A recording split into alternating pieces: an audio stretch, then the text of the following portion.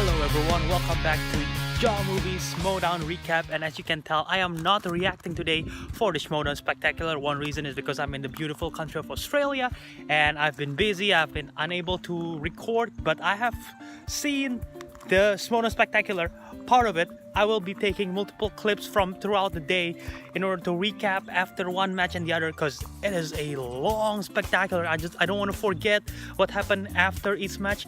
So as for this part of the video, I have finally seen the Commissioner Bowl. Okay, that match was tense. It go all the way till sudden death. I thought Harloff was gonna be out very soon. I was rooting for Harloff, so I was like, my heartbeat was like nerve-wracking. And then after that, when I realized that Dagnino was out first, okay, the top three contenders, we have Tad Williams, Emma 5, and Christian Harloff. And then it was so close. Christian Harloff almost win the commissionership, but then he missed it with, what did he answer? Dream Girls, and then Tad Williams missed it, and Emma 5 got it. I was like screaming. I was literally over there and just screaming. When else do you have a chance to scream out to the open sky and no one else complaining about it? So I did scream and cheer for Emma.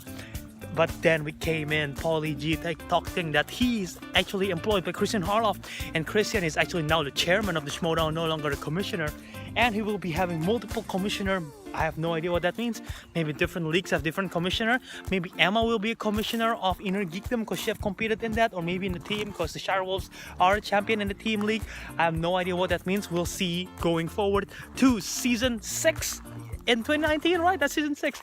So that is exciting. I have no idea what's going to be happening coming next season, but that match was intense. I love how it panned out. The storylines are fantastic. And let's go directly to the next match. About time, I finally finished the team championship match between the Shirewolves and Who's the Boss, the team who won the Anarchy tournament.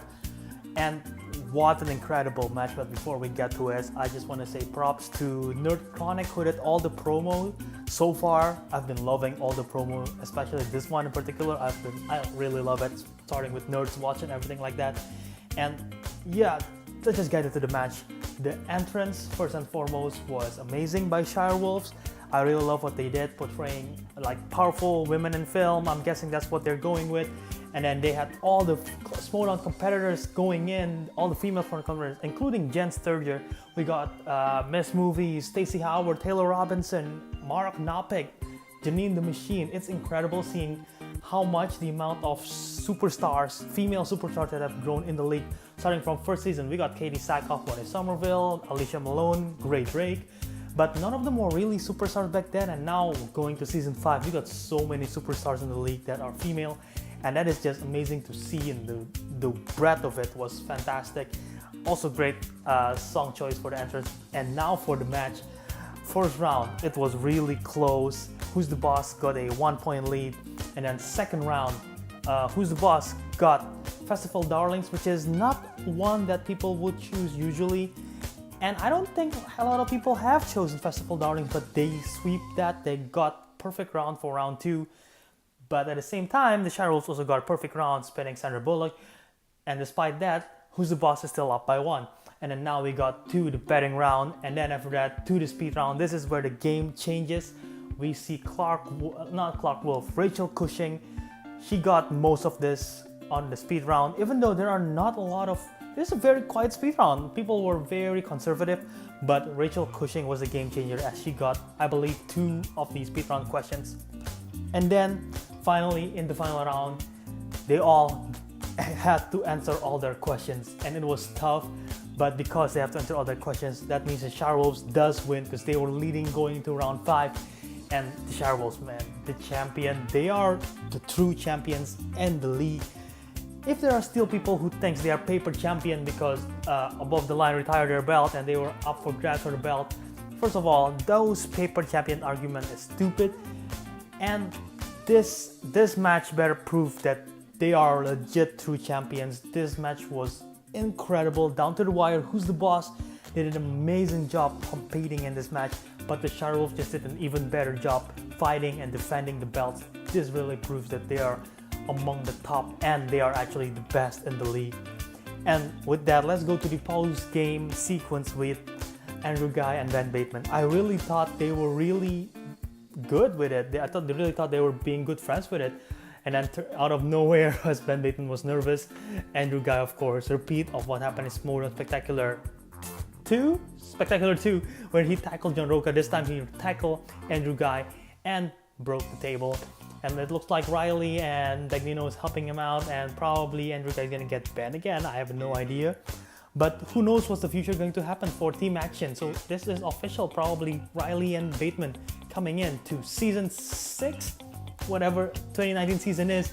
And what does it mean for the future of Riley and the Horsemen? Will Riley stay in the Horsemen? Will he leave? Who knows? Because Ben Bateman's officially not part of the Horsemen, so I really don't know what's going to happen. But yes, that is this part for this segment of this video for the team championship. Incredible. Shire Wolves, congrats for the win. Alright, let's talk the Star Wars championship match right now. Alex the Demon Damon versus Ken the Pit Boss Knapsack. I still think the Pit Boss is one of the coolest nicknames in Schmoedown.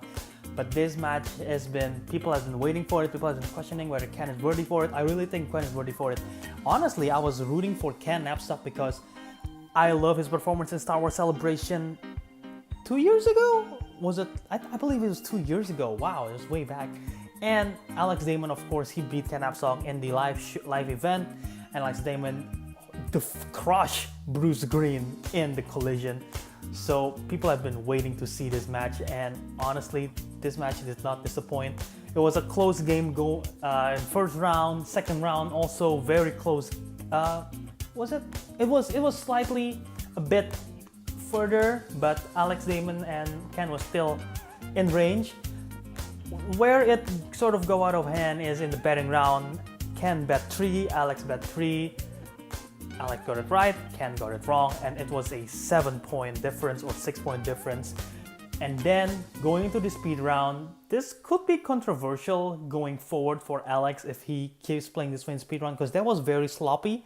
Luckily for him, the distance between the points are far enough that when he made the mistakes several times, it didn't cause him too much. But if it was a closer game, that could have been a controversial mistake and could have been a game changer. Luckily for him, it didn't this time around. And Ken Knapsack in the final tournament, in the final round, he did amazing, going perfect. 2-pointer, 3-pointer, 5-pointer, 10 points worth. He did amazing in that one. However, still, once again, the lead by Alex Damon was way too big. All you have to do is answer his 2-pointer and 3-pointer, and he won the tournament. He won the championship. He still retained the Star Wars title belt. And then in the post game, let's just talk about what Ken did first. He was humbled, of course. It was great to see him humbled because he did face Alex Damon several times now, and he lost both times.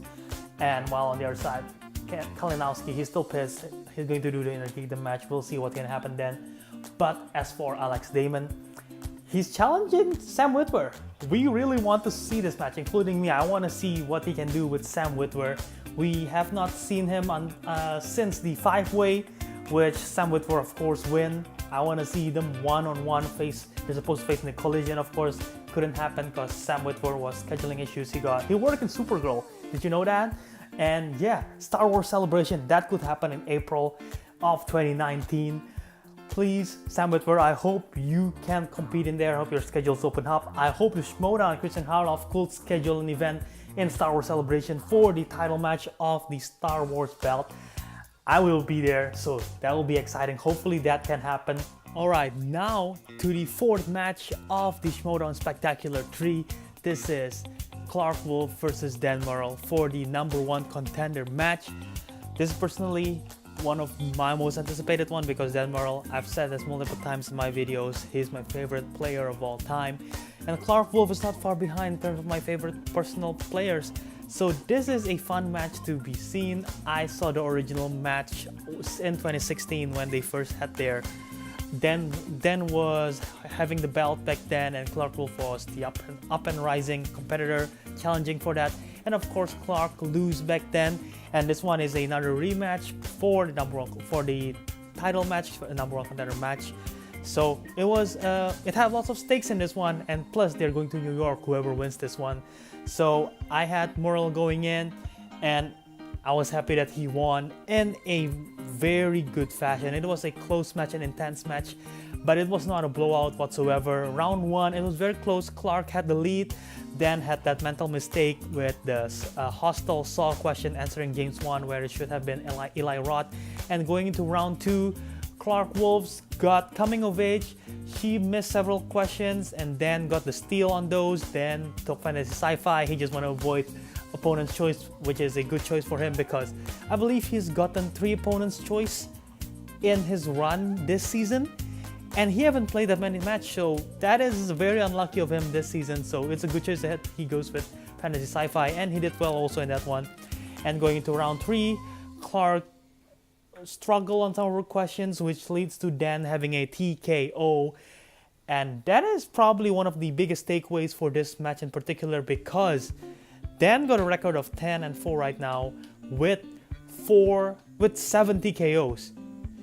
10-4 with 70 KOs, meaning he only have 3 matches without a TKO, and that is incredible. That is just beyond my... I couldn't even think which 3 of them right now, but it is just really great for Dan, that record. And I'm really looking forward to who wins this single match right now, Roca or Erwin, because whoever wins it one's going to face Dan in New York, and that's going to be a fun one. I also want to add that I love how much that Dan is humble of whenever he plays his matches. He knows he's a great competitor, but he never talk smack too much. He's really humble, and Clark's also great in the post game. So that is fantastic. And now let's go to Mark Knopik versus Mike Kalinowski. Time for the Inner Geekdom portion of this recap. I'm right now in Brighton Beach, and I found this perfect, like a cup thingy. So let's just talk about the Inner Geekdom Championship behind this background. And so this was between Mark Knopik and Mike Kalinowski. I was rooting for Mark Knopik. It was a tough loss, very close one. First round it was close, they were tied, and then going into I think Kalinowski was up by 1, and then they spin the wheel. Mark Knopik got Who Said It, which was kind of tough. Mike Kalinowski got Middle Earth, which was also tough. And then in the betting round, they were tied going into this one. In the betting round, they both got it right, but Mike Kalinowski bid a bit more, which gives him an upper hand. And into the speed round, Mara managed to tie it up into the final round, and they both got their 2-pointer, they both got their 3-pointer, they missed their 5-pointer, which leads to sudden death. And of course, in the sudden death, first question they got it right, second question Mara missed it, Mike got it, which means Mike Kalinowski is the new Inner Geekdom champion. And that is your new champion, folks, for Inner Geekdom. It was a tough match. I was rooting for Mara, so once again it was tough to watch, but Mike well deserved for that championship. And what I'm most excited is actually what's going to happen in Inner Geekdom next season, because there are so many tough competitors. Mike Kalinowski and Mara is bound to have another rematch in New York, as Christian Harloff have said. But we have Rachel, we have Hector Navarro, we got Jason Inman, Robert Meyer Burnett, Mark Donica, Jared Habon. So many Inner Geekdom competitors coming into next season, and who knows who's gonna be the new stars. So I'm just so excited for that. And yes, congrats to you, Mike. It's time for the main event. John the Outlaw Roca versus Big Time Ethan Irwin for the singles championship. And let's recap it. First round, it was very close. They were tied at the end of the first round. Going into second round, Ethan Irwin got Denzel Washington. He had a lead over John Roca, who got sports movies, who he thought could have been his strength. And sadly, it was tougher than the questions that he got. And then going into the betting round, they both knows it, but Ethan just bid more, increasing their lead from the second round. And then in the speed round, I'm surprised by how well Ethan played in the speed round, because like they say in the promo, Ethan haven't got much experience in the speed round. John Roca does, because he's done in many multiple championship matches. But Ethan Irwin did fantastic in the speed round, still increasing the distance between them. And John Roca got his 2-pointer in the final round, missed his third, and he also missed his 5-pointer, which means Ethan Irwin won by technical knockout. And that is your new Schmoedown singles champion. I was rooting for Roca. I love his passion for the game. But Ethan Irwin, I feel like he's going to be a formidable, incredible champion for quite a while now. And his next opponent is going to be Dan Murrell in Los Angeles. Los Angeles. In New York, he's going to face Dan Murrell in New York in the live show. So I'm excited to see that. But it will be another rematch for Murrell and Ethan Irwin. And so Jay Washington, it is true, he is the first, oh god, there's a fly flying around me, I'm sorry, but he's the first manager to ever manage a singles champion. Because let's go down the history lane, shall we? Mark Riley, John Roca, Dan Murrell, Christian Harloff, Sam Levine, William the Beast Bibiani. You might say Bibbs got Ricky, but he wasn't really a manager, let's be honest. Well, Jay Washington's a real manager, and he really did manage Ethan Irwin. So that he is the first one. And also regarding the Horsemen, we see a farewell to Matt Knowles. I've always loved him. People say he's a dead weight. I don't think so. He knows some stuff that other people don't, and he can pull some stuff really well too. And he's always have a comedic chop which people love. So it's sad to see Matt Knowles gone, but I'm more excited to see who's going to be the new replacement for Matt Knowles. As in the beginning of the video of the Spectacular, Inman hinted there will be 2 captains. I wonder, could that be Robert Mayer Burnett because his nickname is the captain, or could it be Scott Mance because his former teammate, and they're both captain of the Enterprise for Team Trek. So who knows what's gonna be happening for the future of the Horsemen. And then finally, let's talk about the upcoming season. Patreon will be a huge thing for 2019. We will be getting the singles will still be free on Schmoedow's channel, but the team and Engagement will be Patreon exclusive. So if you're not a Patreon already, you should definitely go for it. Patreon is super worth it.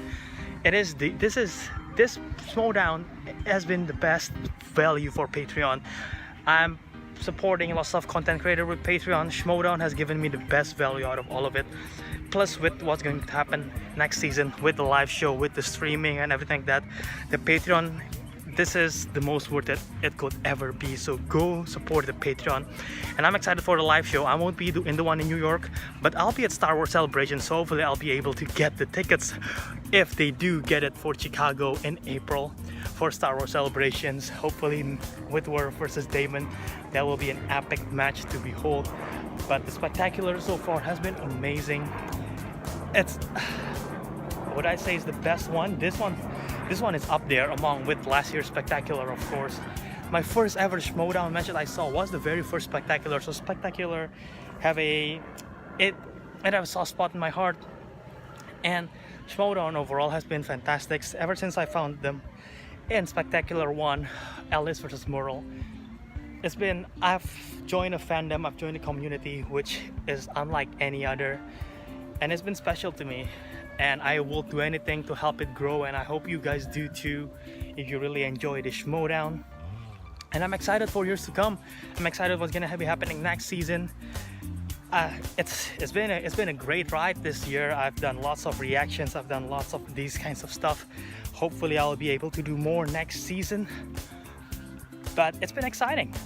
And final thing, favorite match of today, definitely Shire Wolves versus Who's the Boss. That match was incredible. It was crazy. I was rooting for Shire Wolves so hard, and Who's the Boss nearly win it. They were a very good opponent, but I'm so happy Shire Wolves won, and that entrance was great. That's my favorite entrance of the year also. Yeah, entrance of today, entrance of the year. And favorite post-credit scene, I would say the Alex Damon, the Luke Skywalker fourth projection was great. Yeah, that one is definitely up there for the best post between credits. So what you guys think? Tell me in the comment section below what you think of the Schmoedown Spectacular 3. And yeah, if you guys enjoyed this video and would like to see the channel to grow, please click the like button below, support the Patreon and the Schmoedown. Until next time guys, Jow out, end of season, boom.